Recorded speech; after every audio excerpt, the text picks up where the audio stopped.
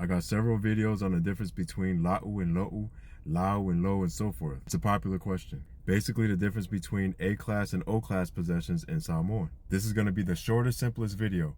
Basically, you don't want to refer to your parents or God as A-class possession. O la'u tina, o la'u tama, o lo'u tina, o lo'u tama, o lo tato tama lelangi. Your grandparents, your brothers and sisters and aunties and uncles, people that's over you that you respect, and your spouse as well. People debate that, but I always say O-class for my spouse, just in case. This list right here comes from Dr. Hunkin's book. It's all O-class. You can look it up yourself. Lo'u lo lona, so'u so sona, and then the possession after that. A-class possessions are these: anything disposable, relationships you choose, things, people, and situations that you're in charge of. They're all A-class. La'u lau lana, sa'u sao sana, and then the possession after that. You want some longer, more detailed explanations with some worksheets, go to the website. But whatever you do, parents, God, brothers, sisters, people you respect, O-class.